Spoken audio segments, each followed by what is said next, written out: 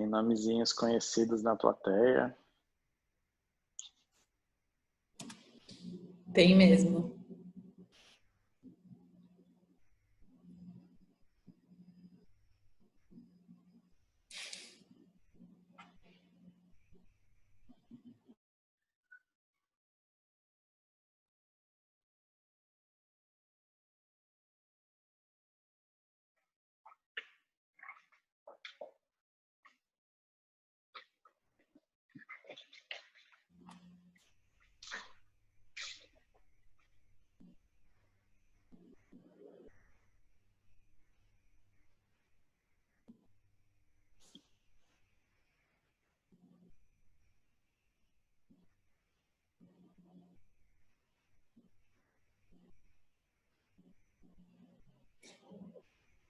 Sim, Raquel, a gente está no silêncio agora mesmo.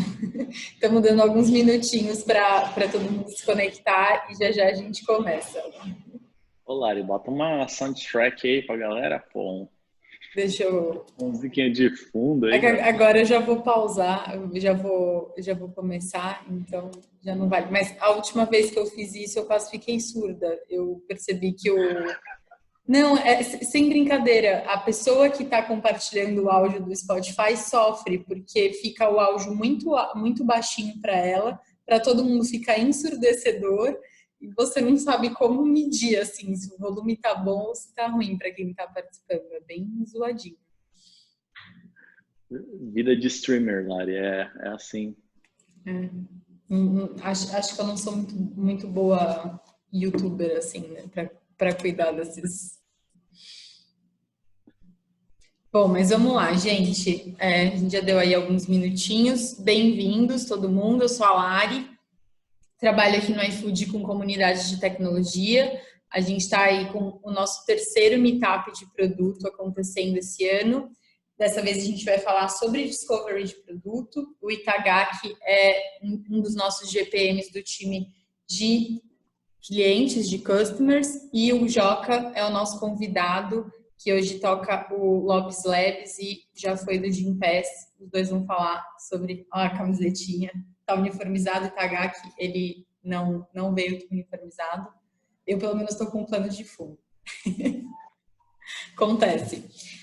Antes de eu passar a bola para o Itagaki, que ele vai começar com a primeira talk da noite, vou passar alguns recados aqui para vocês sobre como vai funcionar.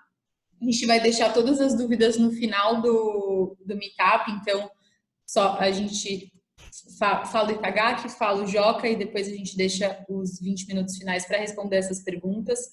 Quem nunca usou o Slido, não sei se ainda tem alguém que nunca tem usado, mas quem nunca usou, é legal entrar, mesmo se você não tiver uma pergunta, porque você tem a possibilidade de votar nas perguntas que estão rolando lá, e dependendo da quantidade, a gente não consegue responder todo mundo, então a gente vai priorizar as mais votadas. E, para fato, como um bom iFood, a gente gosta de dar voucher, então quem quiser garantir o seu jantar de graça, só seguir a gente no Instagram, @iFoodUniverso, marcar a gente nos stories com a hashtag do iProductMeetups, que no final a gente vai anunciar os 3 sorteados que vão levar um voucher de R$40 para garantir um jantar na faixa. Mas lembre de deixar o perfil público, tá, gente? Porque senão a gente não consegue ver que você marcou e aí a coisa não funciona. Então, deixem público aí por 2 horinhas, depois vocês podem voltar para o privado sem problema nenhum. E aí, uma última coisinha só para a gente entender um pouquinho o perfil de vocês. A gente queria saber há quanto tempo vocês trabalham com produto ou design. Provavelmente a grande maioria que está aqui deve ser de uma dessas 2 áreas. Então, é só vocês acessarem o Mente e colocarem esse código. Eu vou compartilhar aqui em tempo real as respostas de vocês para a gente poder entender um pouquinho mais do perfil. Então, só acessar aqui, mente.com, colocar esse código para a gente saber há quanto tempo que você trabalha com produto ou design.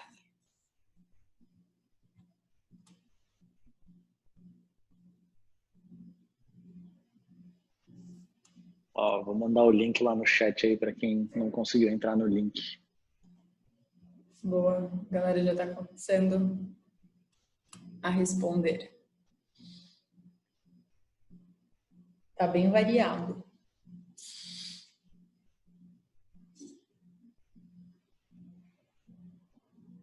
Bastante equilibrado o público. Então. Bom saber. Nossa. Vamos mais um de cada e a gente fecha. Super equilibrado. Muito bom.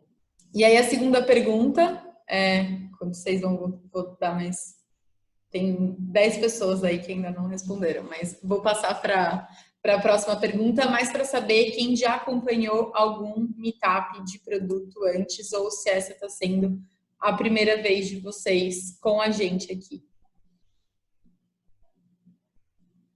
Nossa, eu ia falar, a galera tá muito empatada em tudo, mas não. Nessa parte não.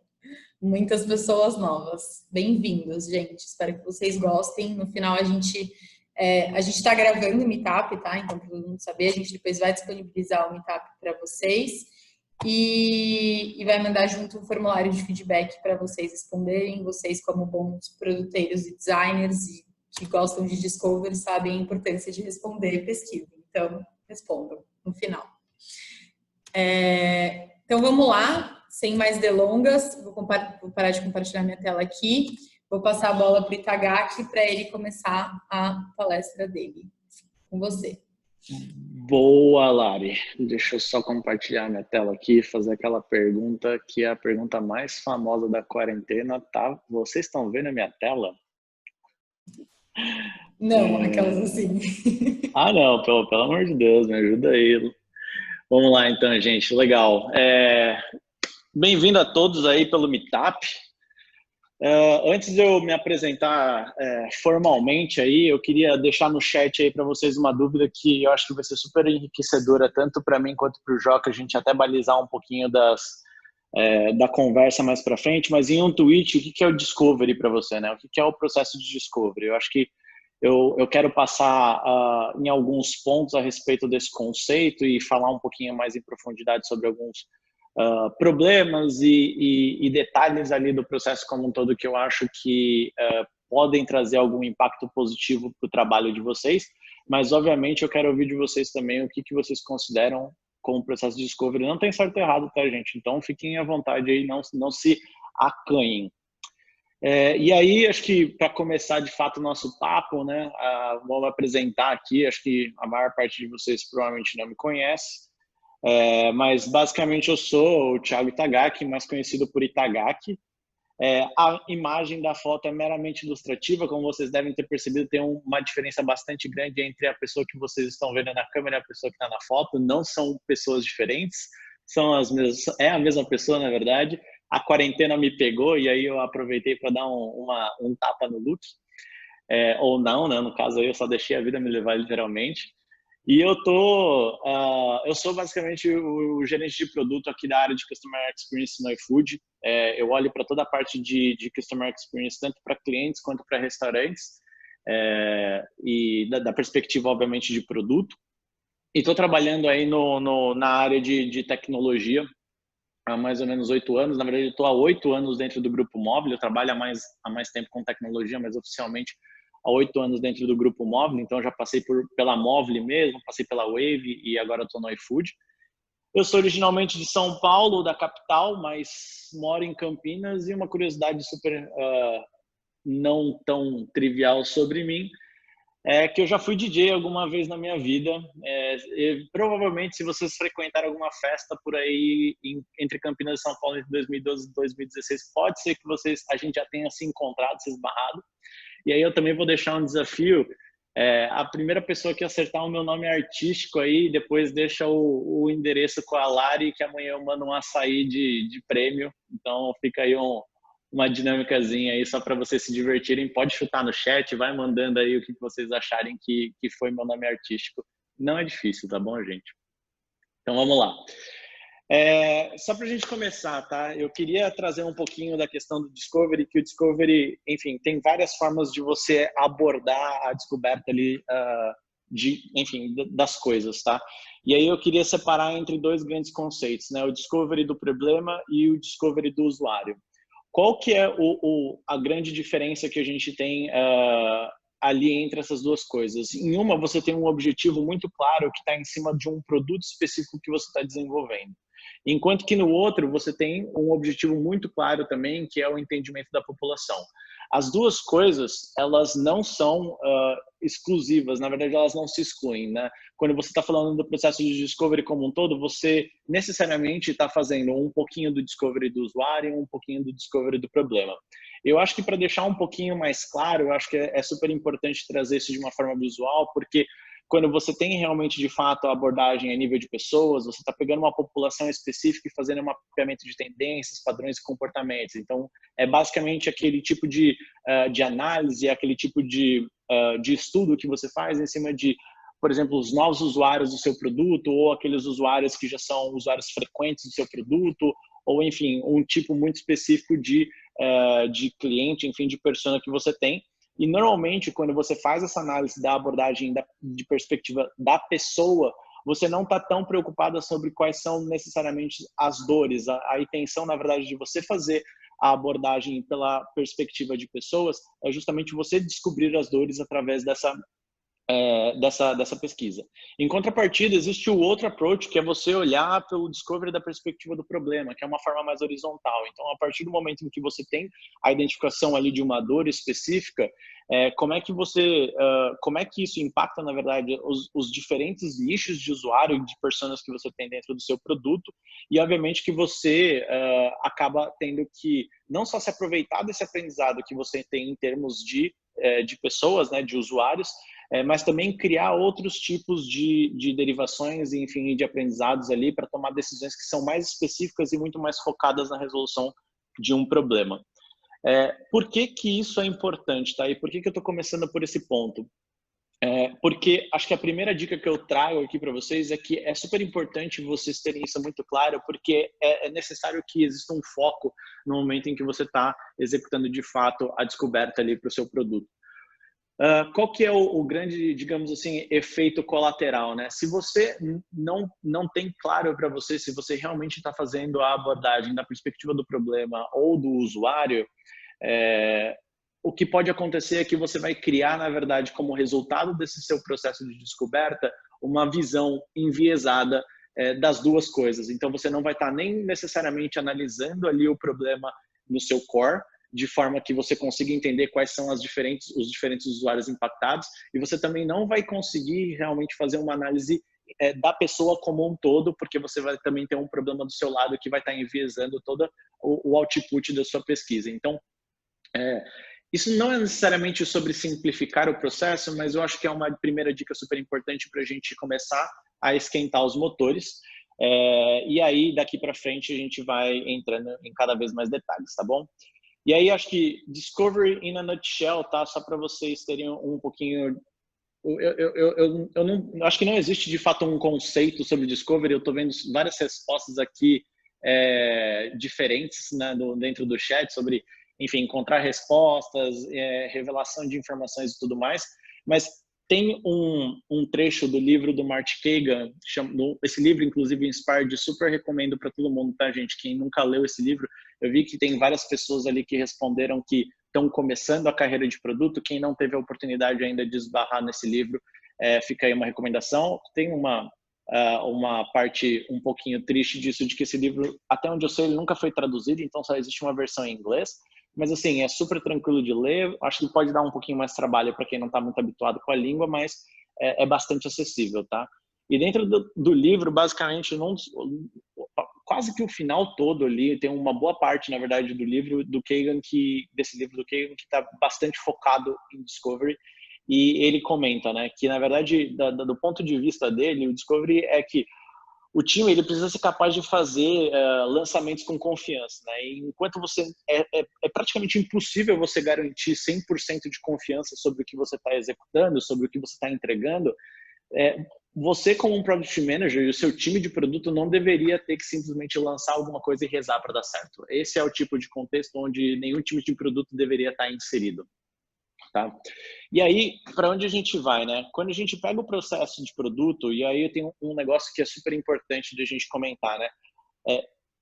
O Discovery, ele é um processo. ele não é uma ferramenta. O que que isso significa? Quer dizer que o processo você executa ele, você não aplica.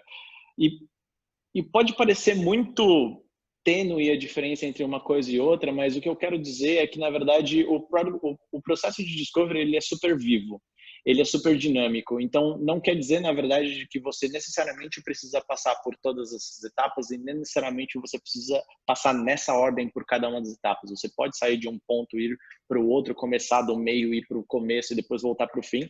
Obviamente que existe sim um best practice em relação a isso, que diz para você de fato como é que você pode ter uma, entre aspas, uma abordagem mais segura em relação ao processo de discovery, mas não existe de fato uma regra, não, você, enfim, não vai chegar ninguém e te multar porque você fez diferente disso. E aí, quando a gente olha, a gente consegue dividir o processo de discovery nessas 5 etapas, né, que é a concepção, planejamento, ideação, prototipagem e teste. E a gente tem um objetivo muito claro ali no final do processo de discovery, que é a redução de riscos na entrega de produto. Então, basicamente, você tem toda uma construção, na verdade, você tem todo um engajamento ali de time para que você garanta que você vá, de fato, se comprometer a entregar coisas que tragam algum tipo de resultado, tanto para o negócio quanto para o usuário, e que esse resultado, de fato, vai ser concretizado de uma forma que seja boa, utilizável, que não vai levar 2 anos para ser implementada, enfim, tudo isso. Só que o que eu acho muito louco, e aí a gente começa a entrar um pouquinho nos gaps, digamos assim, do Product Discovery, é que quando a gente fala de Discovery, a maior parte das vezes as pessoas só lembram das últimas etapas do Product Discovery, que é a ideação, a prototipagem e o teste. Por que que isso acontece? Porque quando a gente olha para o Product Discovery em termos de esforço, e aí, assim, de verdade, eu não coloquei escala nesse gráfico por um motivo muito razoável, que não existe uma medida ideal em relação a quanto você tem que colocar de concepção, planejamento, ideação, prototipagem ou teste. Então, por isso que, obviamente, eu não coloquei uma escala aqui, mas no geral, as equipes que estão trabalhando no discovery de um produto, elas colocam grande parte de 80%, 60% do esforço, de 60%, 80% do esforço delas nas últimas etapas, que é realmente a ideação, a prototipagem e o teste. O que é super razoável, porque quando você olha realmente essas últimas etapas, são as etapas mais difíceis de serem executadas, são as etapas que demandam mais tempo realmente das pessoas, para ela se concretizar, especialmente a parte de teste, que ela é exaustiva, tem muito back and forth envolvido ali, o que faz, obviamente, com que você tome mais tempo.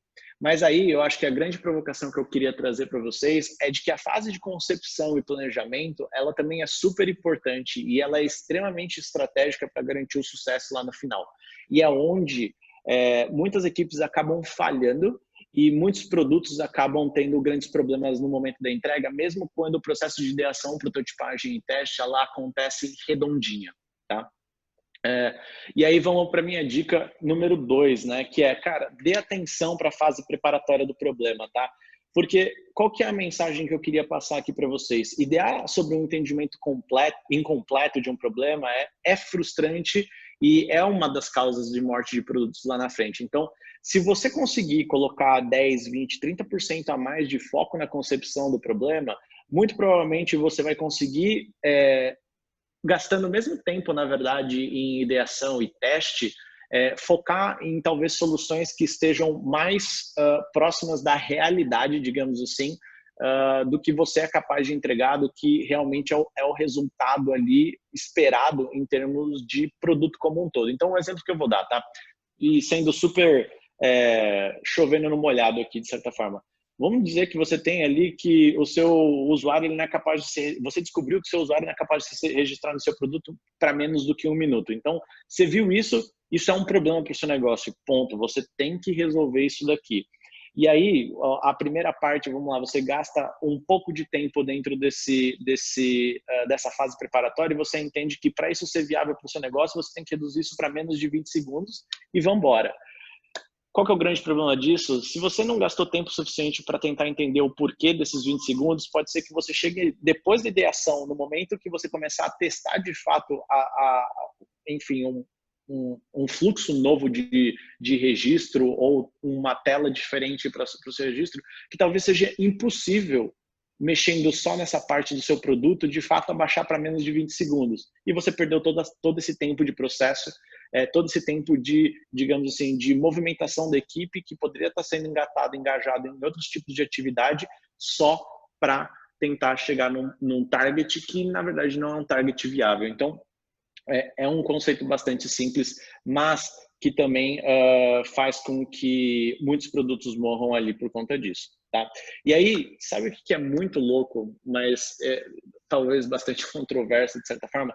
Tem uma coisa muito melhor do que você pegar todo o processo de discovery e passar por todas as etapas dela, mesmo que você vá de um lado para o outro, enfim, que você vai e volte. Melhor do que isso é você simplesmente não passar pelas etapas do processo de discovery. E aí a gente entra de fato onde eu acho que a gente deixa de colher muito valor quando a gente está realmente falando de discovery, de novo, quando a gente está falando do planejamento e entendimento do problema. Não faça product discovery se realmente não houver um product.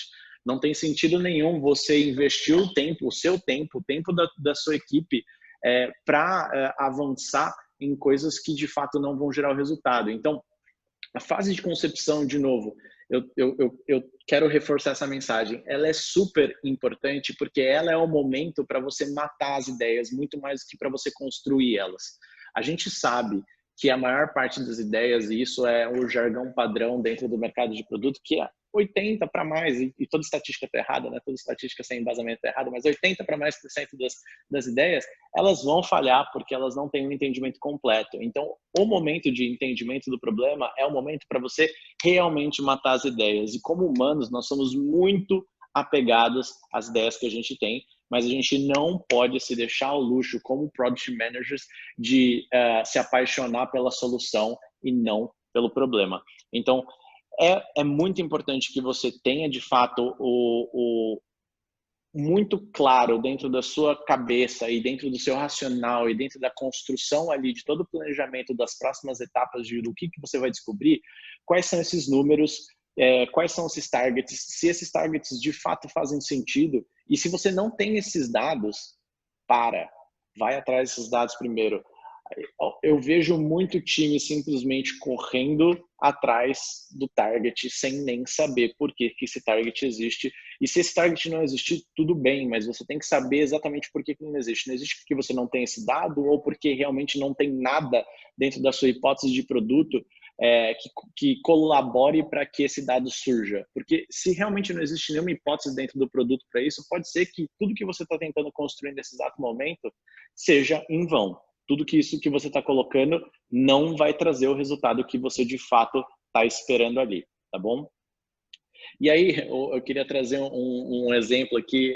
Eu não sei se todo mundo teve a oportunidade de ver essa foto alguma vez na vida, mas já faz bastante tempo que isso aconteceu. Foi em novembro de 2018, numa Black Friday. Eu queria contar sobre um problema que acontece no iFood, mas que não é especificamente desse dia, mas é que essa imagem representa bastante um pouquinho do problema que a gente estava abordando, que isso daí foi uma promoção de R$1,99 num restaurante super famoso lá em São Paulo chamado Estadão, e que lotou, porque, cara, bombou de pedido e todos os entregadores, isso foi pré-pandemia, tá, gente? Então, não aglomerações, só pré-pandemia. E gerou essa muvuca aí na frente, inclusive isso daí foi capa de jornal, se eu não me engano, essa foto é de jornal, inclusive. E o que eu queria trazer com isso, né? A gente tinha, o iFood é uma empresa que vende em volume muito, tá? Todos os dias, eu acho que, se vocês não sabem, a gente vende tranquilamente muito mais num dia comum, comparado com qualquer empresa do varejo numa Black Friday. Então, nossa segunda-feira, terça-feira é maior em volume do que qualquer empresa de varejo durante uma Black Friday. Então, o volume de vendas é muito grande. E lá atrás, quando a gente começava, tinha uma época, na verdade, que a gente estava vendo um problema específico, que quando a gente olhava para os nossos horários de pico, a gente via que todos os nossos horários de pico acompanhavam outros problemas relacionados a atraso, erro no pedido, ou a qualidade veio diferente do que era esperado, enfim, várias coisas acompanhavam essa tendência de pico. E aí eu estou trazendo um gráfico até real, isso daqui não é o dia todo, tá? Mas é só um trecho ali, um pedaço do dia, em que você consegue ver ali claramente a curva de pedidos, ela cresce, as escalas são diferentes, tá? Eu só normalizei elas para ficar mais claro a tendência. Então você vê ali claramente a curva de pedidos aumentando e na sequência você vê duas ondinhas que meio que são o rebote disso, que era justamente os cancelamentos de pedido e a quantidade de contatos aumentando com um shift ali de alguns minutos, né, algumas poucas horas de diferença entre o pico de pedidos e outro. E aí a gente falou, se a gente trouxesse a experiência offline para dentro do online, né, porque a hipótese que a gente tinha e que, na verdade, todo mundo comprou só de olhar para esse gráfico que era muito claro cara, nos horários de pico, todo mundo vai nos mesmos restaurantes. Todo mundo tem aqueles top restaurantes da região que todo mundo gosta de comprar e tudo mais. Todo mundo vai no mesmo restaurante. Obviamente que esse restaurante ele fica super lotado. E nisso, o que acontece? Começa a ter vários problemas e, enfim, começa a se vir um efeito dominó. E aí, por consequência, a gente tinha todos esses cancelamentos e todos esses contatos.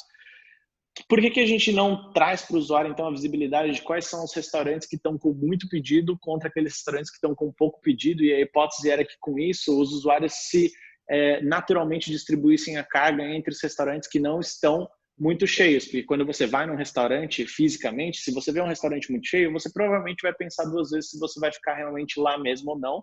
E a gente talvez tinha uma oportunidade nisso. Todo mundo comprou, fazia total sentido e a gente começou de fato a desenvolver a experiência. Mas eu não sei se vocês já viram o topo do nosso cardápio. O topo do nosso cardápio é uma zona com muita informação. Já é muito difícil colocar coisas ali. Só de você bater o olho, tem o nome do restaurante, o tipo de comida que ele vende, qual a distância dele, o valor que ele vende, qual que é a avaliação dele, prazo de entrega, não sei o que lá. O time começou a pensar como é que a gente conseguia encaixar mais uma informação sobre a carga do restaurante dentro desse espaço. E aí, uma pessoa virou e começou a questionar um pouquinho esses números e a gente começou a entrar um pouquinho mais no detalhe e com uma única resposta, a gente descobriu que um detalhe que matou toda a ideia, toda a hipótese e todo o desenvolvimento que a gente tinha quase começado a realmente entrar mais a fundo, rodar pesquisa e tudo mais, que foi, quando você pega todos esses picos de contato, só 5% desse pico de contato tem como origem restaurantes vendendo mais do que a média dos dias anteriores. Então não são os restaurantes sobrecarregados que estão gerando problema. E se você faz esse mesmo cálculo com o cancelamento, não são os restaurantes sobrecarregados que estão gerando problema. Se você for só pelo seu ímpeto inicial, e assim, a gente tinha um número que de fato colaborava com a hipótese que a gente tinha, mas a gente se apaixonou pela solução e fomos para cima. Não, a gente precisava realmente ter entrado a fundo. Se não tivesse entrado a fundo, a gente teria gastado um tempo desgraçado para colocar uma feature nova no ar que não ia trazer o resultado. Então, de novo, questionem os números que vocês colocam para dentro do seu entendimento, questionem a forma como vocês estão, de fato, criando o racional para as atividades de produto. E o racional faz parte do discovery. Não é só teste, não é só brainstorming, não é só prototipação, que é descoberta de produto, tá bom? E aí, vem como consequência disso, né, acho que minha quarta dica ali, que é, os números são mais baratos, então sempre tente utilizar os dados que você já possui antes de fato de rodar uma pesquisa. E assim, é muito claro o porquê que isso faz sentido, né? Porque em um dia, quanto que você é capaz de fazer de pesquisa? De verdade, assim, um time muito bom, no geral, ele vai fazer uma pesquisa por dia. Porque fazer a pesquisa não é tão simples quanto você pode falar assim, mas poxa, Itagaki, para eu fazer uma pesquisa eu só preciso talvez submeter um formulário para a galera. Beleza, você vai submeter o formulário por um dia, você vai colher os resultados no outro, você vai compilar os resultados no outro. Cara, se você rodar 3 pesquisas em paralelo, o que, ok, é possível, mesmo assim, na média, você vai estar fazendo uma pesquisa por vez. Então, a vazão o volume, na verdade, de atividades de pesquisa que você consegue fazer com um time em paralelo, ele é muito inferior à quantidade de consultas que você consegue fazer nos dados que você já tem. E a pesquisa, eu não estou dizendo que ela não é importante, pelo contrário, a pesquisa ela é essencial para responder tudo aquilo que você não tem de informação. Por que eu estou dizendo isso, né? Porque existe um erro que eu vejo não um erro, na verdade, mas um deslize que é bastante comum de ser cometido em times de produto que estão trabalhando realmente no Discovery, que está em ter o ímpeto, na verdade, de fazer a pesquisa antes de fato consultar tudo aquilo que tem. Ou até mesmo times que ainda não estão estruturados em termos de dado, e aí tudo bem, se você não está estruturado em termos de dado, a pesquisa é de fato a única solução para você gerar insights ali para o seu produto, mas o que não quer dizer que você não deveria priorizar, na verdade, que o seu produto tenha dados. Dados é muito valioso e muito barato de você trabalhar com ele. Então, se hoje você não tem disponibilidade de conseguir consultar o comportamento do seu usuário dentro, enfim, do seu produto, prioriza isso. Prioriza porque você vai ganhar muita velocidade, você vai simplificar muito o processo de discovery e você vai conseguir pular etapas, na verdade, da descoberta. E pular etapas, eu digo, você vai conseguir depender de menos pesquisas quantitativas e qualitativas com, enfim, públicos que estão fora do seu, ou que estão fora ou dentro do seu aplicativo, quando você consegue ter exatamente esse mesmo insight através de 2 ou 3 ou 4 consultas que sejam dentro das informações que você já tem coletado ali. E aí é muito louco, porque esses dados aqui que eu trouxe não são reais, mas assim, quando você coloca realmente as coisas dentro em perspectiva, você começa a observar comportamentos em escala. E isso é uma coisa que, para você ter uma pesquisa que tem relevância estatística, ela depende de fato, se você tiver inclusive um público muito grande, ela depende de fato de uma pesquisa instrumentada com uma quantidade muito grande de usuários. E quando você está realmente falando de dados, às vezes você consegue tranquilamente mapear a população inteira com uma única consulta. E isso te traz uma segurança muito grande para tomada de informação, para tomada de decisão, uma informação essencial ali para você conseguir de fato fazer com que as coisas funcionem da melhor forma possível e que você garanta o resultado do lado de fora, tá bom? E aí, por que eu estou trazendo isso? Porque basicamente quando você olha para dados em escala, você tem a minha penúltima dica mais importante, tá? Que eu não diria que é uma ferramenta, mas é uma forma de você analisar o comportamento do usuário. Na verdade, é uma ferramenta de identificação de oportunidade que é através do, entre aspas, mau comportamento do usuário. O que eu quero dizer com mau comportamento do usuário, tá? Não existe absolutamente ninguém mais criativo no uso do produto do que o próprio usuário. E assim, os nossos usuários vão encontrar formas diferentes de usar o produto e formas diferentes das formas como elas foram pensadas e para objetivos diferentes dos objetivos pelo qual aquele produto ou aquela ferramenta foi pensada. E isso é muito importante para você realmente descobrir oportunidades dentro do seu negócio. Por que eu estou dizendo isso? Eu vou trazer dois exemplos, um deles real e um que vai acontecer no futuro, tá? O primeiro deles é que mercado no iFood, há 2 anos atrás, era ilegal. O que isso quer dizer? Quer dizer que ninguém podia vender, enfim, coisas de conveniência dentro do iFood. E se a gente encontrasse restaurantes vendendo tomate, por exemplo, tomate não, porque tomate é mais fácil o cara vender como salada. Mas lá, se a gente encontrasse um restaurante, por exemplo, vendendo inseticida dentro do iFood, esse restaurante ele ia sofrer sanções. A gente ia entrar em contato com ele e falar assim, amigo, você não pode fazer o uso da nossa plataforma para vender inseticida. Se o cara quisesse vender papel higiênico, ele não podia vender papel higiênico. Agora, fala para mim que os restaurantes não vendiam isso. Os restaurantes vendiam isso. Eles não só vendiam isso, como a gente começou a encontrar um padrão, inclusive, de até alguns pequenos mercados começavam a abrir empresas com, enfim, o tipo ali de estabelecimento, como se fossem restaurantes, para conseguir entrar dentro da nossa plataforma e, por conta disso, vender produtos que não eram produtos alimentícios. A gente podia simplesmente fechar a porta para tudo isso e falar assim, então tá bom, gente, a bola é nossa, o jogo é nosso, vocês não entram mais aqui, a gente barra tudo isso. Mas isso é oportunidade de negócio.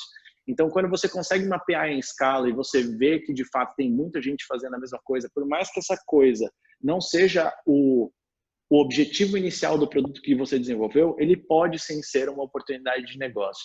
E a pandemia, especificamente, trouxe para a gente um outro negócio, uma outra característica que é super engraçada. Talvez vocês tenham visto, mas alguns restaurantes começaram a colocar a opção de presente dentro dos seus cardápios. Por que que isso aconteceu?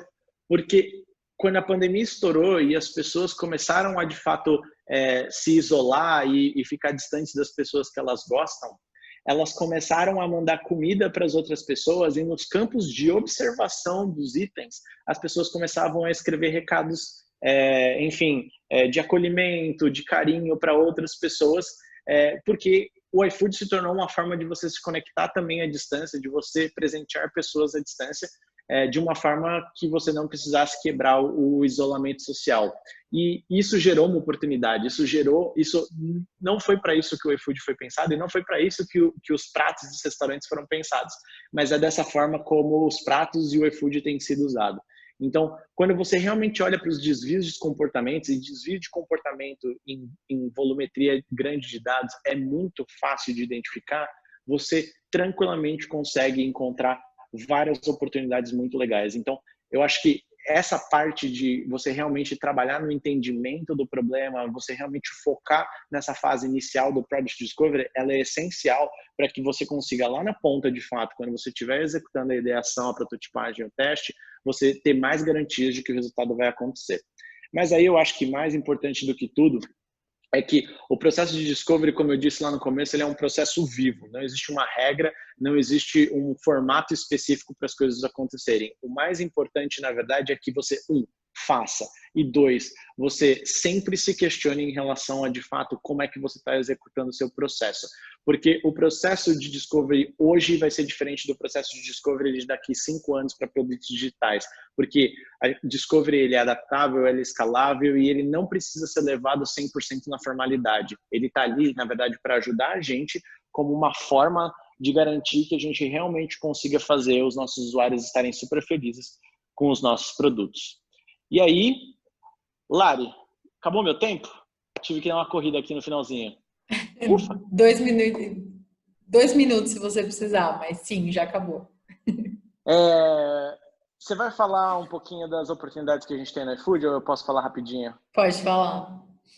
Tá bom. Então, gente, eu acho que também tem um negócio super importante, uma outra dica que eu queria trazer para vocês, tá? Quem ainda está cursando a faculdade, temos vagas no Grupo Móvel, e Grupo Móvel inclui iFood, tem um programa Mobile Dream de estágio. Para as pessoas que já saíram da faculdade, também tem um programa Mobile Dream de Talents. Para as pessoas que, na verdade, estão formadas, que se formaram nos últimos 5 anos, a gente tem o Talent. Então, quem tiver interessado de vir para o Grupo Móvel e, de novo, iFood incluso, se inscreve. E para aqueles que já estão há mais tempo no mercado de trabalhos, ifood.com.br/carreiras, temos várias vagas de produto para vocês também. Então, por favor, fiquem à vontade para se inscrever aí em todos os programas e todas as vagas que a gente tem, vocês vão ser super bem recebidos. E fico até as perguntas. Abraço, fiquem com o Joca. Boa, Itagaki. Joca, com você. Só aproveitando para reforçar, gente, as perguntas mandem lá no slide, eu vou mandar aqui de novo no chat para vocês que entrou depois. E o sorteio continua rolando, eu reforço aqui as regras para quem quiser participar e ganhar um iFood na faixa hoje à noite. Joca, contigo. Boa, Lari. Vamos lá. Deixa eu compartilhar minha tela aqui. A minha ideia aqui é contar um pouco sobre como se faz discovery numa situação de crise, que foi um pouco do que a gente passou no Gympass. Hoje eu estou na Lopes, mas anteriormente passei um tempo no Gympass, 2 anos. Antes disso, Conta Azul, outros 2 anos. Antes disso, Local Web, mais uns 11 anos. Antes disso, tive minha própria startup de acesso à internet, assim por diante. Então, é uma história comprida aí e um pouco de experiência para passar aqui para vocês. Então, contar um pouco dessa história de como é que a gente fez ali no Gympass alguns discoveries bem interessantes. O Gympass, como vocês sabem, é um produto offline, né? Acesso às academias, imagino que alguns de vocês devem, inclusive, ser clientes, né? Então, é um benefício corporativo entregado para as empresas darem para os seus funcionários como benefício para eles poderem acessar a rede de academias, né? E aí, durante a pandemia, a gente acabou diversificando o portfólio de produtos desse único produto, que é um produto offline, para 4 produtos, sendo os outros 3 100% digitais. Então, é essa história que eu vou contar para vocês aqui. Mas antes disso, eu queria começar contando um pouco sobre o que é uma plataforma, né? E qual que é a diferença da plataforma para o produto. Quem me conhece aí há algum tempo sabe que eu gosto de deixar algumas coisas bem definidas antes de contar os exemplos. Então, a plataforma nada mais é do que um produto que entrega mais valor quanto mais pessoas a utilizam, né? O famoso efeito de rede. Então, lembrando do antigo telefone aí, a gente com um telefone você não faz nada, né? Com 2 telefones você tem um link, com 5 telefones você consegue ter 10 links, 12 telefones 66 links. Isso segue a regra aí do n vezes n menos 1 dividido por 2. Deixa eu botar o ponteiro aqui, que é essa regra aqui, tá? Isso, obviamente, o telefone, mas tem algumas coisas um pouco mais modernas, como o próprio Facebook, o WhatsApp, Instagram e assim por diante. Mas isso não é uma exclusividade da tecnologia, isso existe no mundo offline, né? E aí o exemplo que eu gosto de dar é o exemplo do shopping center. O fato de ter várias lojas ali de um lado, né, atrai uma quantidade grande de público. E o fato de ter bastante público em um shopping center, isso atrai bastante as lojas, né? Então isso é o que a gente chama de efeito de rede de 2 lados, né? Então é um exemplo, né, de efeito de rede no mundo offline, ou de uma plataforma no mundo offline. O que é legal é que, baseado nele, a gente consegue chegar à conclusão que plataformas e efeito de rede existem há muito tempo. Né? Se você imaginar os mercados antigos, né, tem uma tenda aqui, aí chega a pessoa aqui, bota a tenda aqui do lado e fala, pô, deixa eu aproveitar, o cliente que passar na tua loja, eu falo um pouquinho com ele, quem sabe ele passa na minha tenda e compra alguma coisa também. Então esse é o efeito de rede de 2 lados. Então, falando rapidamente dos tipos de plataforma que existem, tem as de único lado, né, que eu acabei de explicar, e tem as de múltiplos lados, podem ser de troca, de conteúdo ou técnica. Falando rapidamente, né? As de troca reúnem comprador de um lado, vendedor do outro, né? Então, os exemplos clássicos aí, Mercado Livre, Airbnb, Uber, imagino que iFood também a gente pode encaixar. O que acontece, né? De novo, isso é algo que não existe exclusivamente por causa da tecnologia, isso só é brutalmente potencializado pela tecnologia. Aí existem as plataformas de conteúdo, são bem interessantes também, que elas têm produtores, consumidores de conteúdo conectados com anunciantes. Então, aí a gente tem Facebook, tem o Google, tem os portais de notícia, né? No Facebook, produtores e consumidores são simplesmente todos os usuários do Facebook. No Google, né, e aí a gente começa a entender por que o Google vale tanto, né, produtor e consumidor de conteúdo é simplesmente a internet inteira, né, e aí o que eu costumo chamar de primo pobre, né, que são os portais de notícia, que tem que ter um time ali de jornalistas criando e fazendo curadoria de conteúdo, né. De novo, isso não é exclusividade do mundo online, da internet, isso existe há muito tempo, né? A televisão funciona no mesmo modelo de negócio, jornais e revistas também no mesmo modelo de negócio, né? Apesar de estarem sofrendo um pouco, obviamente, com o avanço da tecnologia, mas é basicamente o mesmo modelo de negócio. Só, de novo, né, isso só é brutalmente potencializado pela tecnologia, só a gente olhar esses modelos, a gente olhar YouTube, enfim, o próprio Spotify, todos eles funcionam mais ou menos nessa mesma linha. Beleza? E aí, falando de plataformas técnicas, né, a plataforma ela funciona como um sistema operacional, de um lado você tem usuários, do outro lado você tem os especialistas, né? Então, pensa Linux, iOS, Android, Windows, né? Que você tem desenvolvedores de app de um lado, você tem usuários dos apps do outro lado. Pensa na Zero, na Conta Azul a gente usava muito como benchmark, é uma empresa australiana que ela tem pequenas empresas, né, donos de pequenas empresas de um lado, e conecta esses donos da pequena empresa aos seus contadores através de um sistema de contabilidade na nuvem. E se a gente olhar no mundo offline, né, quem seriam as plataformas técnicas no mundo offline? Hospitais, né, com os diferentes tipos de médicos e médicas que tem ali, os escritórios de advocacia, né, com suas diferentes especialidades, né, dos advogados, academias de ginástica também podem ser vista dessa forma, né? Então, daí já começa a ver como é que a gente se enxergava lá no Gympass. Então, você tem a pessoa de alongamento, você tem a pessoa ali de musculação, yoga, natação e assim por diante, né? E aí o exemplo que eu gosto de dar é o exemplo do Android, eu acho ele bem interessante, porque ele tem, de um lado, os usuários, do outro lado, os desenvolvedores de app, o que configura uma plataforma técnica. Mas, ao mesmo tempo, a gente pode olhar aqui os fabricantes, né, de aparelhos, de aparelhos de telefonia, as operadoras, né, de telefonia e os anunciantes. Né? Então, são 5, né, uma plataforma aqui com 5 lados, que a gente consegue enxergar claramente. Quanto mais tiver de cada um deles, melhor, né, mais útil para todo mundo fica essa plataforma. E outra coisa bacana aqui é que você consegue enxergar a troca de valor, né? Então, a plataforma Android entrega para o desenvolvedor de app monetização e alcance de usuários, e em troca, né, os desenvolvedores de app entregam aplicações e serviços para a plataforma para poder distribuir para os seus usuários, né? E aí, quando a gente olha o Gympass, né, como uma plataforma, como é que a gente se enxergava lá, né?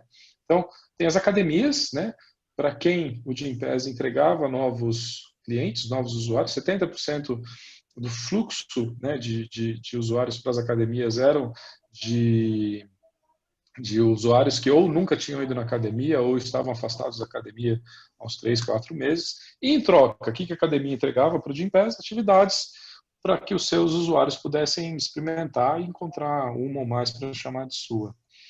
Do lado do RH das empresas, né, o Gympass entrega os seus funcionários mais ativos e mais engajados. Como que a gente sabia isso? Tinha algumas empresas que compartilhavam com a gente as informações e a gente via que quem utilizava o Gympass e ia de fato a uma academia, ele faltava menos, né, ou seja, o absenteísmo é menor, e ele também acionava menos o plano de saúde, ou seja, a sinistralidade do plano de saúde melhor. Então, consequentemente, ele estava mais saudável e a gente inferia que muito provavelmente ele estava mais engajado, né?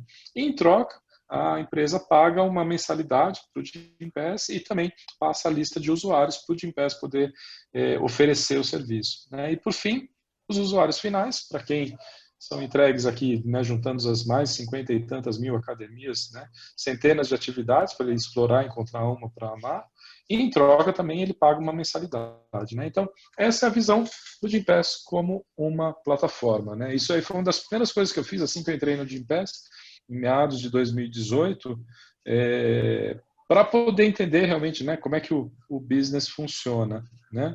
E, a partir daí, a gente consegue enxergar também o Gympass como um marketplace, né?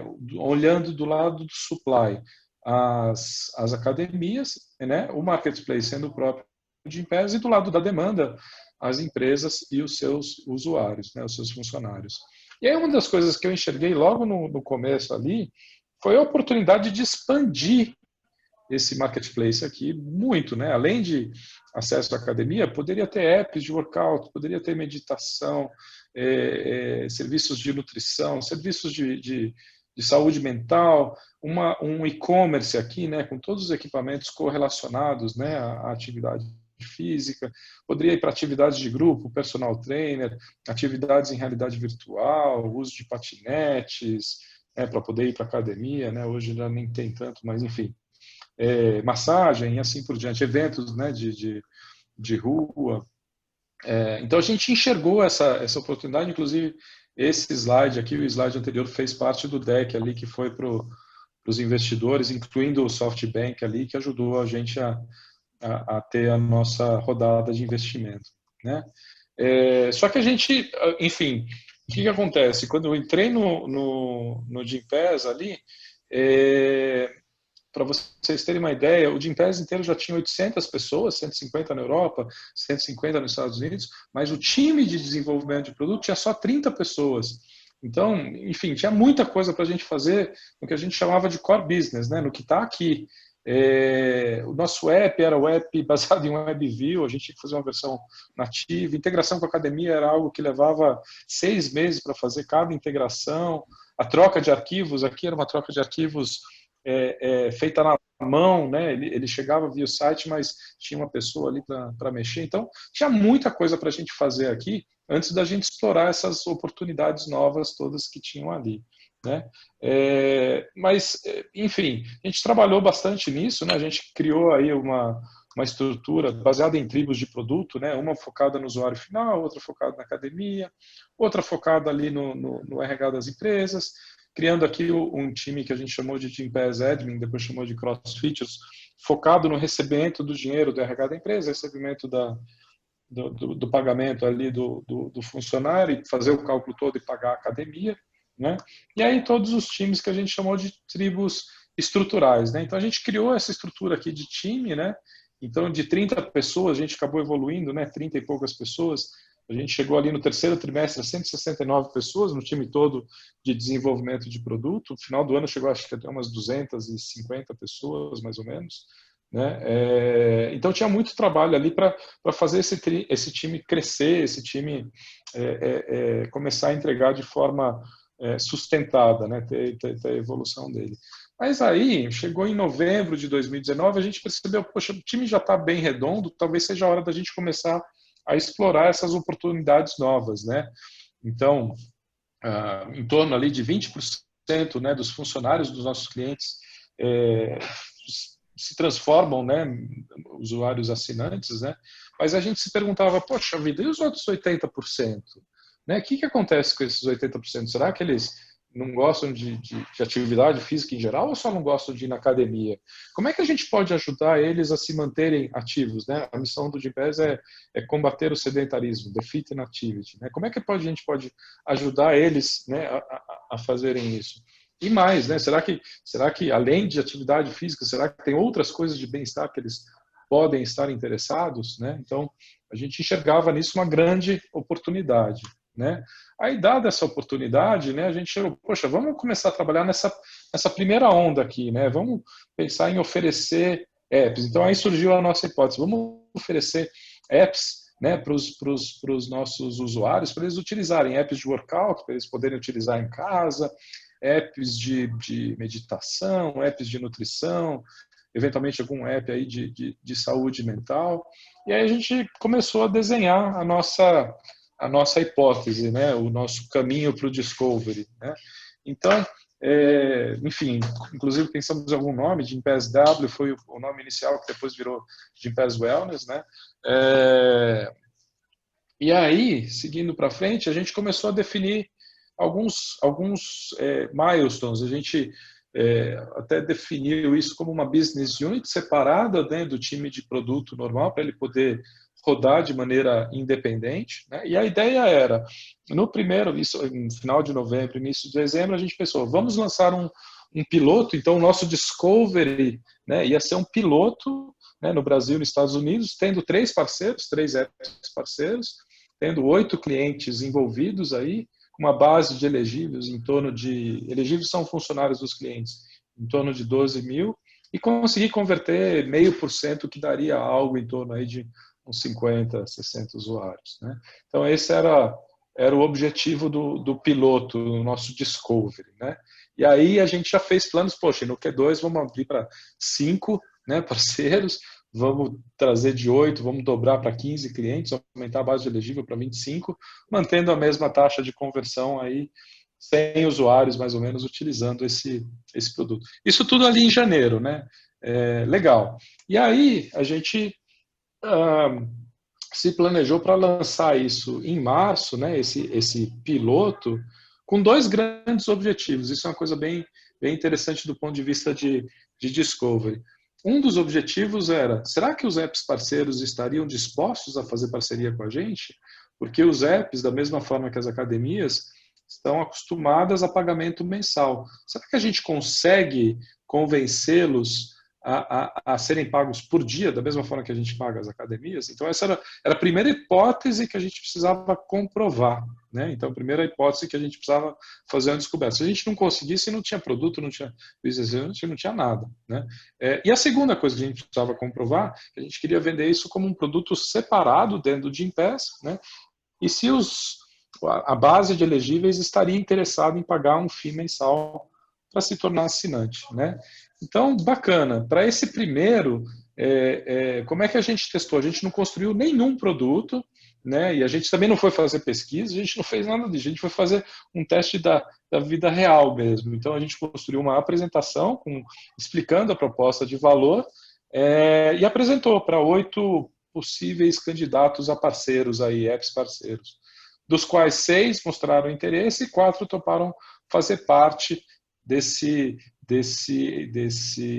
dessa prova de conceito que a gente estava construindo, né? E aí a gente foi para o segundo teste, que é testar o willingness to subscribe, ou willingness to buy, né? E o que a gente fez? De novo, a gente não construiu o produto, a gente construiu um form, né, que a pessoa entrava ali com os seus dados, né? Entrava também os seus dados de cartão de crédito, e a partir daí a gente mandava um e-mail para ele dizendo como é que ele ativava cada um do app. Não tinha área logada, não tinha nada disso. Então esse é um e-mail que a gente mandava, né? Dado o e-mail, ele clicava, ele acessava essa página, tem aqui a questão do preço, né? Quanto queria custar, por que o Gympass W é uma solução bacana, né? Quais são os apps parceiros, NeoU, 8fit, Zen, de meditação, né, como que funciona e bora lá, vamos preencher os seus dados aí, bem simples, nome, e-mail, e-mail de novo e qual é a empresa. E aí numa próxima página, os dados de cartão de crédito, testando exclusivamente o willingness to buy, né? Eu gosto muito desses discovery onde você põe o produto na cara do cliente, né? E aí ele cai nessa página aqui que ele ativa a sua conta, lá na NeoU, por exemplo, né? Bem simples, não tem área logada, não tem área, né, não tem produto propriamente dito. Tem entrega de valor, mas não tem um produto digital propriamente dito ali, é só um formulário mesmo. E aí o que a gente fez? No dia 6 de março, né, a gente mandou um e-mail interno avisando para todo mundo, olha, vamos lançar no dia 9 de março, para, né, quarta-feira, para clientes dos Estados Unidos e no Brasil. A gente acabou aumentando um pouco o escopo, aí 21 clientes, quase 30 mil funcionários, né? Beleza, vamos fazer isso. E a gente queria convidar, né, na segunda-feira, 9 de março, queria convidar os funcionários do Gympass a se tornar assinante, né? E aí a gente já conseguiu, batemos até a meta ali dos 50, né? Conseguimos 66 funcionários do Gympass interessados aí em fazer parte desse piloto, né? Isso foi na semana de 9 de março, não sei se vocês se lembram, né? Isso aí foi a semana que a questão do coronavírus começou a ficar bem animada, né? No fim de semana de 14 de março, pimba, atingiu né, todo mundo ter que vir para casa, enfim, a gente estava até acompanhando essa onda vindo lá no Gympass, porque escritórios, né, na Espanha, na Itália, Alemanha, a gente viu a coisa chegando aqui, né? Beleza, e aí o que aconteceu? Né? A gente teve que mudar esse piloto, né, que estava crescendo ali devagarinho, super controlado, né? Só que a crise fez a gente transformar isso no nosso principal produto. Porque imagina, né, nossos clientes com seus funcionários dentro de casa, poxa, como é que o RH poderia manter os seus funcionários ativos, seus funcionários engajados e ainda mais, né, oferecer uma possibilidade de lidar ali com o estresse da situação toda, né? Então a gente acabou transformando aí ao longo de um mês, e foi um trabalho assim, fim de semana, e muitos discoveries ali, muitas interações, a gente acabou transformando, né, de uma landing page com formulário apartada do produto, a gente botou para dentro do app, era uma mensalidade separada, deixou de ser uma mensalidade separada e estava incluso dentro do plano do Gympass. Em vez dos 10 clientes aqui no Brasil e nos Estados Unidos, a gente teve que rolloutar para 14 países, traduzir um monte de coisa, mais de 2 mil clientes, mais de 10 milhões de elegíveis ali, e a gente cresceu nesse um mês, a gente começou a vender a parceria, né, a oferecer a parceria para um monte de apps, a gente acabou fechando mais de 80 apps parceiros, né? E a gente acabou indo de 100, né, que era o objetivo inicial, para 165 mil usuários, né, dentro de um mês. Foi realmente um negócio muito maluco. E aí a gente acabou transformando isso no primeiro produto digital do Gympass, né? E aí só para mostrar um pouquinho como é que ficou a carinha, né? Hoje ele está funcionando dessa forma. Tem aqui, né, o acesso de Gympass Wellness, terapia, nutrição, meditação. Clica aqui, você tem todas as opções, né? Os partners, feature partners, os novos, né? Esse aqui, inclusive, de gestão, a gente chama de well-being financeiro, bem-estar financeiro, que permite que os funcionários controlem suas contas, setem objetivos e tal. É algo que a gente ouve muito dos RH, a gente acabou trazendo para dentro da solução, né? Então, com isso, a gente acabou criando esse segundo produto aqui, que é um produto digital.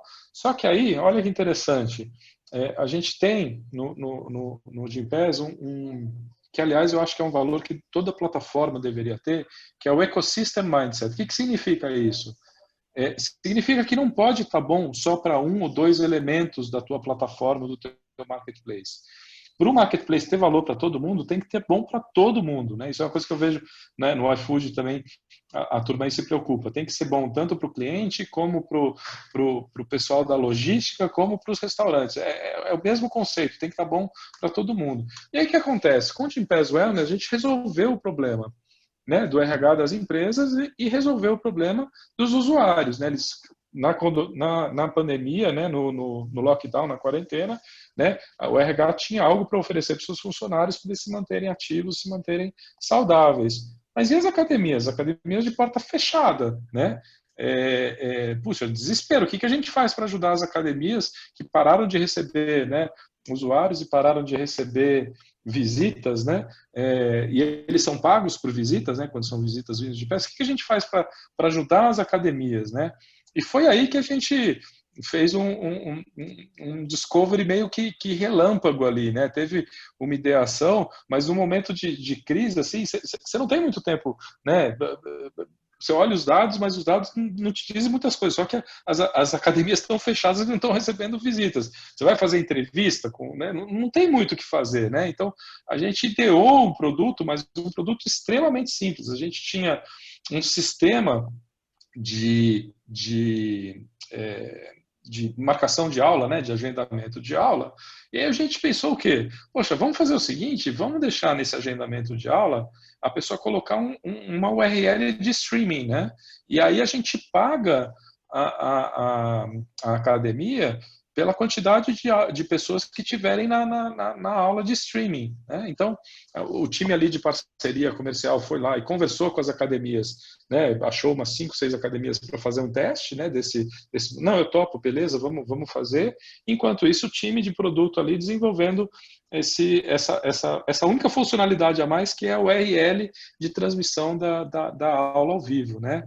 E aí, com isso, a gente acabou lançando esse produto que a gente chamou de Live Classes, e acabou virando um sucesso ali. Foi a maneira que a gente encontrou na pandemia de ajudar as academias a conseguirem se manterem, né, no business. Algumas começaram a investir, criaram um estúdio, né, para fazer a transmissão da aula ali com uma qualidade maior e tal. A gente criou um book, né, um playbook, né, de como transmitir, como engajar os alunos, como transmitir a aula, enfim. Aí a gente foi iteranando e a coisa foi andando bem legal. Inclusive, com esse modelo de live classes, né, quem está acostumado com a academia sabe que a academia é um business muito de bairro, né? Ou você vai na academia que é perto do trabalho, ou você vai na academia que é perto da tua casa.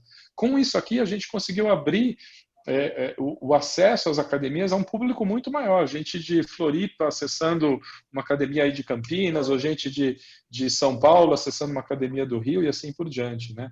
Então, com isso, a gente acabou fazendo um discovery delivery ali, né, entregando um produto ali, né, no calor da pandemia, né, e ele acabou ficando com essa carinha aqui, né, live classes aqui. Aí, quais são as classes que estão chegando, as aulas aqui, aí você clica, você tem as opções, e aí você agenda a tua aula, né? E aí, muito legal, aí surgiu, né, uma ideia, poxa vida, né? No Live Class a gente dá aula 1 para N, um comportamento que a gente via muito, né? Parecido com o que acontece aqui também, todo mundo fecha a câmera, né? O pessoal faz a ginástica ali, mas fecha a câmera, fica um pouco sem jeito ali, né? E aí, obviamente, o professor não consegue acompanhar o aluno, enfim, dar dicas ali para a pessoa que está fazendo a atividade física, né? Então, a gente pensou num novo produto que seria o produto do one-on-one. Qual que é a ideia aqui? É o personal trainer, né? Você tem uma aula ali, uma videoaula one-on-one com o personal trainer, pode ir corrigindo os teus movimentos, ali falando, olha, cuidado com esse com o teu ombro, se colocar o ombro muito para frente, pode dar alguma dor, pode dar uma lesão, enfim, ele consegue, né, ir te assistindo ali, como é no one-on-one, fica uma relação mais próxima, né? Então a gente acabou criando aqui dentro do Live Classes um terceiro produto, a gente chama de personal training ou personal trainers, né? Quando você clica aqui, você vê, olha, tem aula com o Cristiano dos Santos, tem aula aqui com o Tomás Meneghetti, assim por diante, para você escolher a tua aula. Tem uma aula de meditação, resistência para ganhar músculos e assim por diante, né? Então, enfim, o que eu queria contar um pouco para vocês aí foi como lá no Gympass a gente acabou fazendo esse movimento, né, de um único produto, que é um produto offline, né, acesso a academias e estúdios, a gente acabou indo, né, para um produto offline, mas 3 produtos digitais aqui, né, aulas ao vivo, né, o Live Classes, personal trainer e o Gympass Wellness, né. Acho que a pandemia acabou dando uma acelerada não só no discovery, mas no delivery dos produtos e na interação também, para a gente conseguir fazer esses produtos evoluírem bem rápido, né. Então era isso que eu queria passar aqui para vocês. Fechando aí né, foi apresentado o livro do Martin Kagan ali como uma opção interessante, né, de leitura, né, mas a gente tem também um livro em português aí, fazer o meu jabá, tem esse livro aí que acabei de lançar a 3ª edição dele, falo desses casos e de vários outros, enfim, da minha história aí, né, tanto de local web, como de conta azul, como de Gympass. Tem aqui um cupom de 10% de desconto para todos vocês. Bom, e era isso que eu queria passar para vocês. Boa, Joca, obrigada. Acho que vale mandar o cupom aqui também no chat para reforçar para quem não conseguiu pegar. Vou compartilhar a tela aqui então para a gente poder ir para as perguntas de vocês. Enquanto você compartilha a tela aí, Lari, eu vou até comentar um negócio com o Joca. Enquanto você estava falando, achei muito engraçado, né? Que essa situação de pandemia fez toda a empresa de tecnologia da cambalhota, né? É bem legal esse... Assim, obviamente não a pandemia, mas assim, como as empresas se movimentaram com isso e criaram oportunidades ali. E posso te falar, não foi só as de tecnologia, não. Entrei na Lopes e eu fiquei sabendo de uns discoveries ali, relâmpago que eles fizeram e lançaram uns produtos muito bacanas. Lançaram um que chama Lopes Leads ali, que é exatamente para ajudar o corretor a gerar os leads e a potencializar mais os leads. E como que eles fizeram? Formzão do Google ali. A primeira versão foi um form do Google. Então é isso aí. Discovery ali na raça, na necessidade mesmo. Na veia. É isso aí. Boa. Então, primeira pergunta para vocês, pensando até nessas pesquisas, como que vocês organizam as pesquisas antes de iniciar um discovery? Apenas entram em contato com os users aleatórios ou já existem equipes de users que vocês consultam? Quer começar aí? Posso ir. Lá no Gympass a gente era bastante afortunado que tinha uma equipe de UX Research ali, dedicada, que ajudava, fazia com um zelo todo especial. Imagino que o iFood tenha também. Agora aqui na Lopes a gente está alguns passos atrás, a gente está com, enfim, o time já tem 120 pessoas, mas a gente tem só 2 UX e 3 PMs, né? Então, inclusive, eu tô trazendo mais gente. Então, hoje está bem desestruturado esse processo.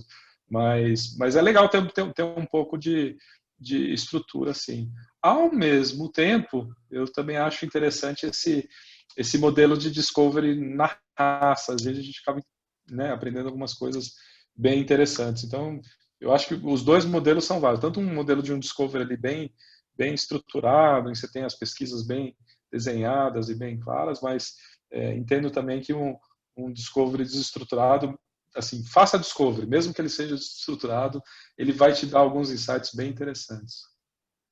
Concordo.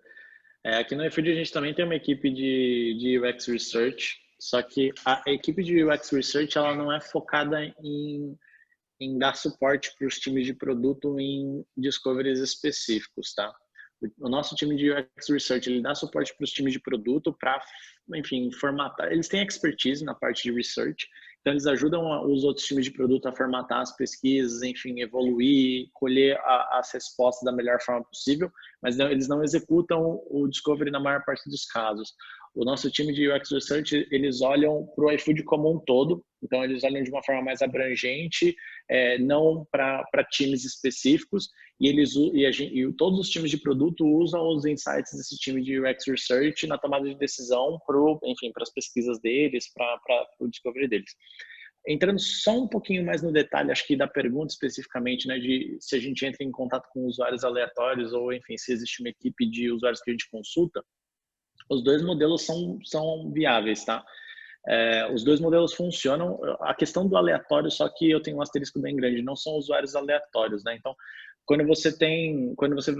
enfim, você vai fazer uma descoberta, você vai sempre fazer uma descoberta a respeito de algo com o propósito de algo. Então, a seleção, na verdade, da base, do tipo de usuário que você vai impactar com a sua pesquisa, ela precisa ser muito bem definida e essa estratégia precisa ser muito bem pensada. Então, por exemplo, você está resolvendo um problema de, enfim, usuários vou usar um exemplo do iFood, eu quero saber o que está acontecendo com usuários que gastam menos do que R$20 no pedido.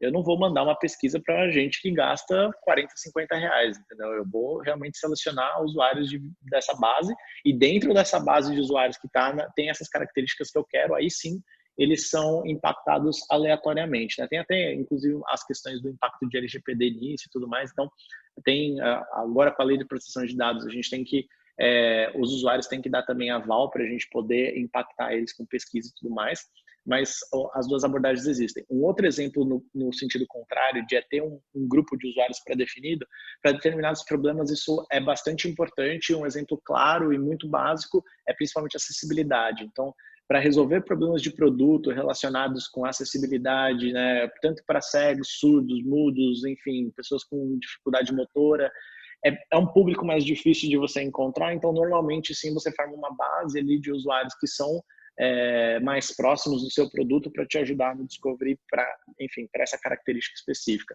mas você pode fazer também para outros tipos de pesquisa.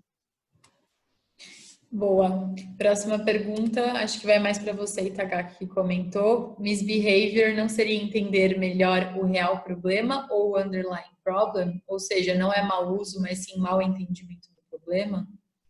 É uma pergunta muito, muito boa. Eu estava lendo ela aqui antes, inclusive, e eu acho que a grande diferença, é uma linha tênue, mas a grande diferença ali entre realmente ser um real problema do usuário e ser um mau comportamento é, de fato, qual que é o objetivo que o seu produto tem originalmente. Então, por exemplo, se a gente está falando de que o usuário, você deu uma feature para o usuário e por algum motivo parte daquela experiência ela não está sendo boa o suficiente, ou enfim, tem alguma necessidade a mais ali que não foi mapeado naquele desenvolvimento inicial, eu concordo com você de que é um real problema do usuário. Agora, quando a gente está falando de um misbehavior, é realmente quando o usuário ele é criativo a nível de utilizar o seu produto de uma forma que, inclusive, não está alinhada com a estratégia de negócio do seu produto. Que é, por exemplo, o caso de gifts. Cara, o iFood não foi feito para você presentear pessoas, foi feito para você comprar comida para você. E assim como lá atrás, o iFood foi pensado para comprar pizza e agora você compra até ração de cachorro se você quiser. Lá em São Paulo tem algumas pet shops. Então, tem várias coisas que depende muito, de novo, do propósito que você tem ali para o seu produto, e dependendo realmente desse propósito, você pode classificar como um problema core ou como um desvio de comportamento. Só um asterisco também em relação a isso, que normalmente os desvios de comportamento não são só... como é que eu vou dizer isso? Eles não são estritamente quantitativos, né? Você não só vai ver esses desvios acontecendo, enfim, com quantidades de pessoas que fazem determinada coisa, mas principalmente quando você tem features onde você gera muito dado não estruturado. Exemplo que eu vou dar.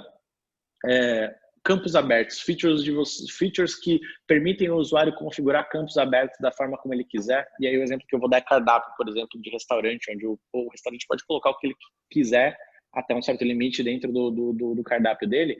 Normalmente, nesses lugares onde o campo é aberto, é onde a maior parte das oportunidades surgem, porque, enfim, o uso que se faz de um campo aberto fica na imaginação de quem está usando. E ali, normalmente, é misbehavior.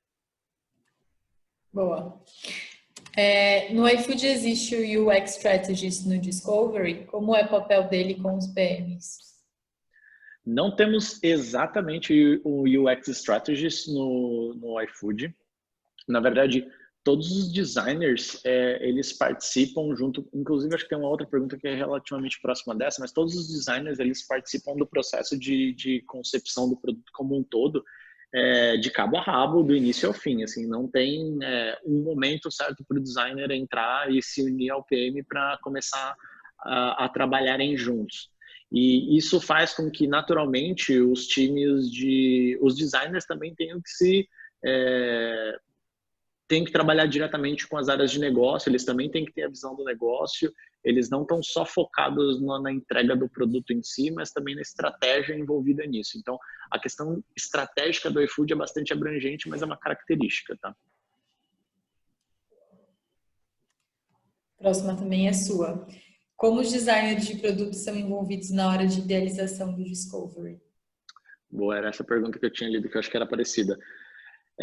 Desde o zero, tá? Eu acho que o PM, o designer e pelo menos alguém do time de desenvolvimento, e normalmente é um tech lead, tem que ser envolvidos, são envolvidos pelo menos dentro dos times do momento zero, e isso a partir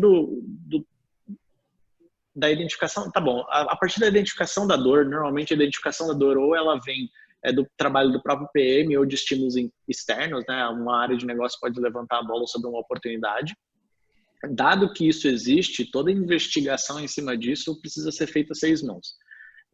E, enfim, a ideação, a concepção e até o planejamento ali de como a solução vai ser desenrolada ao longo do tempo, isso precisa de envolvimento completo de todas as partes. O Anonymous quer saber, tem interesse de atuar na área de produto? Quais conselhos vocês dariam para o início de carreira? Acho que vou deixar o Joca começar essa, que eu já falei demais aqui. Boa. Acho que o primeiro é isso que você já está fazendo, né? Participar dos eventos, procurar, né, saber mais sobre o assunto. Tem cursos bacanas também, tem o curso da Terra, tem o curso da PM3 também. Ler o livro do Kagan, ler o meu livro, enfim, tem várias maneiras de você se informar, mas obviamente que só isso não basta, né? Então, a sugestão aí também é você praticar isso tudo que você está lendo na empresa onde você estiver trabalhando, né? Se você não estiver necessariamente próximo da área de produto, ali você se voluntaria para chegar mais próximo ali, né, da área de produto. E se eventualmente na empresa que você tiver não existir área de produto, talvez seja uma oportunidade para você criar uma área de produto nessa empresa. Assim, a única coisa que eu vejo um pouco de dificuldade e até dá para entender um pouco por quê, é de ter vagas, né, em outras empresas de product manager sem experiência, né? Então, o ideal seria, né, isso na verdade não é nem para product manager, é qualquer carreira, né? Você mudar de empresa e mudar de carreira ao mesmo tempo é um negócio complicado, né? Imagina um engenheiro querendo mudar para marketing e ao mesmo tempo mudando de empresa. Vai ser difícil. Então, a sugestão é tentar fazer a mudança de carreira na empresa onde tiver, né? Tentar buscar isso lá dentro. Essa seria a minha sugestão. Inclusive, casa até com essa última pergunta aí, as empresas dão oportunidade para PM sem experiências. Acho que, eu reforçando aí o que o Joca falou, sim, mas realmente é um pouco mais difícil por conta da quantidade de mudanças. Acho que só um negócio que eu agrego ali a complemento em relação ao que o Joca falou, produto não é uma profissão, digamos assim, que você tem uma formação de base, né? O produto vem de todos os lugares diferentes, de todas as disciplinas e todas as outras profissões que existem no mercado. Eu acho que uma das coisas que você, para fazer uma transição ou uma entrada, no caso, de carreira, a primeira coisa é que você tem que estar realmente muito aberta para o novo, porque é bem diferente, na verdade, da maior parte das coisas, enfim, que você desenvolve em outras profissões. Então, digamos assim, essa mudança exige uma abertura muito grande. Eu acho que isso é super importante, junto com essa vontade ali de conhecer o novo e se engajar no estudo dessa disciplina. Boa. E fica a dica também de quem quiser participar do Mobile Dream, que é uma chance de entrar para a área de produto do iFood. Vocês já enfrentaram conflitos... Não, peraí. Essa aqui primeiro. Segundo a experiência de vocês, quais as principais dificuldades que um time ou pessoa de produto em uma empresa pode enfrentar para poder aprofundar no Discovery? Eu tenho uma resposta boa para isso, chama pressa. Eu não sei se o Joca concorda. Mas eu acho que, pelo menos eu vivi, tá? Bastante disso. Principalmente quando você está trabalhando num mercado muito competitivo, você sofre muita pressão pelo resultado. Para o resultado vir logo, para o resultado acontecer o quanto antes. E essa pressão é uma das coisas que mais faz os PMs abdicarem do Discovery e partirem direto para a implementação ali da ideia da solução. O que é bizarramente contraintuitivo, porque quando você faz isso, você está entregando mais rápido, mas você não está entregando valor mais rápido, pelo contrário, né? Você está entregando alguma coisa que as pessoas podem ver que você entregou, mas provavelmente não vai entregar o valor, e aí você vai gastar mais 2 ou 3 ou 4 interações para consertar aquele produto que você colocou sem Discovery lá atrás. Então, inclusive eu estava tendo uma discussão super legal sobre isso há uns meses atrás com outro PM aqui do iFood, que é quando você é apertado, você deveria olhar para o Discovery e falar, se agarrar nisso com todas as suas forças, não ao contrário. Tipo, é muito melhor você realmente olhar para o Discovery e falar, cara, vou fazer isso daqui do melhor jeito possível para garantir realmente que eu não vou ter que voltar 2 vezes para fazer isso daqui, do que você abdicar disso para entregar alguma coisa concreta mais rápido. Porque, inevitavelmente, assim, a não ser que você tenha muita sorte, e tudo bem se você tiver sorte uma vez, mas você não vai ter sempre, você vai sofrer as consequências disso. Quer comentar, Joca? Concordo nessa linha da pressa. Só precisa ter um balanço, né? Que existem técnicas de discovery rápidas, né? A gente acabei mostrando algumas coisas ali do que aconteceu ali no Gympass. Então tem algumas técnicas que você consegue fazer um discovery, prototipar alguma coisa, botar na frente, né, do usuário, já entender se tem valor, se não tem, de forma bem rápida. Eu diria que o outro inimigo, isso tende a acontecer em empresas um pouco mais tradicionais e com áreas de negócio muito fortes. Eu comecei a encontrar isso bastante ali no Gympass. É assim, Discovery para quê? Eu já sei o que eles precisam. O que você vai gastar esse tempo aí fazendo Discovery? Imagina, que isso? Não faz isso aqui que vai dar certo, né? E aí vai ser um trabalho grande ali do PM, né, de fazer o Discovery meio que às escondidas, digamos assim, mas para conseguir provar o valor desse Discovery, né? Eu tive uma sorte grande ali na Conta Azul, que tinha uma coisa que a gente tinha certeza absoluta que, não, imagina, vamos fazer dessa forma aqui, que era lançar um meio de pagamento para os clientes do Conta Azul. Não, vamos permitir que eles cobrem os clientes pela internet. A gente está na internet, ele está na internet também, vamos lançar dessa forma. Falei, não, faz todo sentido, né? Deixa só a gente fazer uma pesquisinha rápida, não falamos de Discovery e tal, nenhum processo, não, deixa só fazer uma pesquisinha. Aí a gente fez a pesquisinha e percebeu que os clientes do Conta Azul cobravam seus clientes por 70% deles por boleto bancário. Os outros 30% cobravam sim cartão de crédito, mas cobravam cartão de crédito offline, né? Então, com isso, aí eu comecei a usar isso como exemplo, falando, ó, imagina se a gente tivesse seguido o nosso gut feeling, né? A gente que sabe muito bem.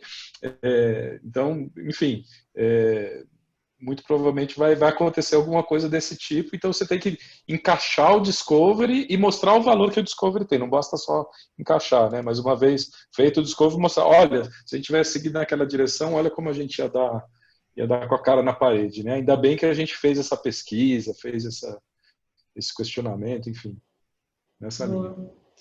Indo para a reta final, acho que dá para responder mais uma. O Discovery é a parte que exige mais esforços durante a criação de um produto?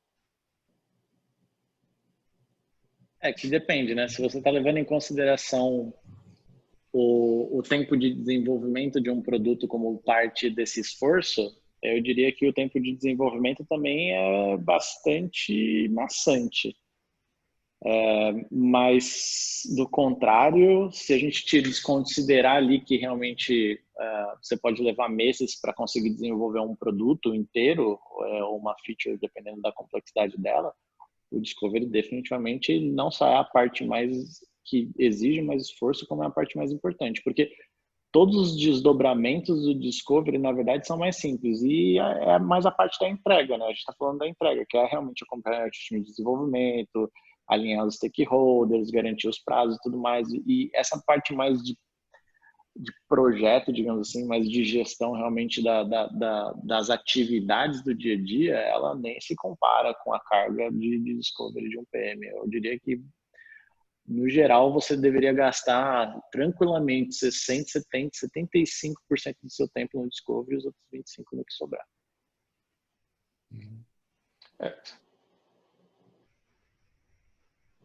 Só complementando o Thiago, isso aí para mim acho que é o papel principal do gestor de produtos, é descobrir o produto certo.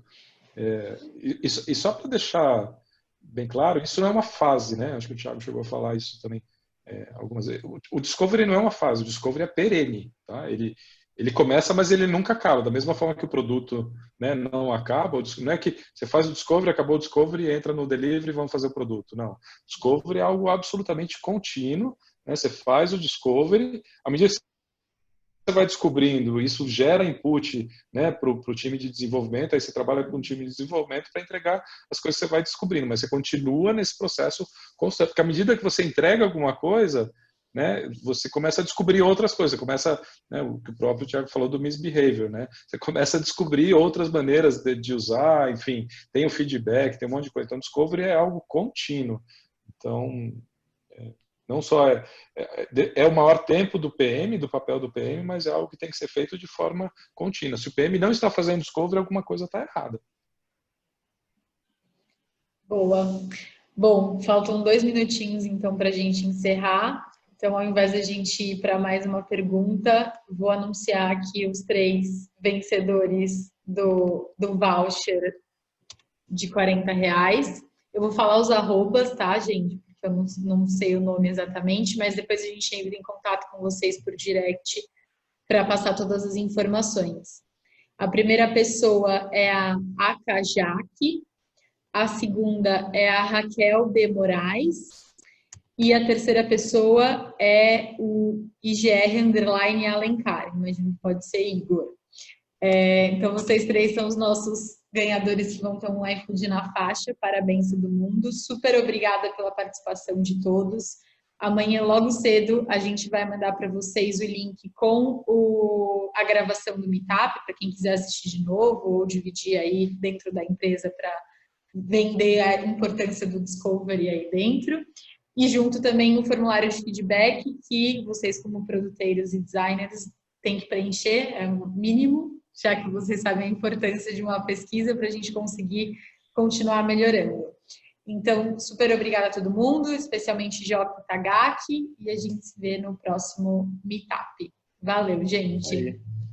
Valeu, gente. E quem quiser, se conecta com a gente no LinkedIn também, quiser mandar mais perguntas, a gente vai se conversando aí com o tempo. Valeu, gente. Obrigadão aí pela audiência. Isso aí, Valeu, valeu. pessoal.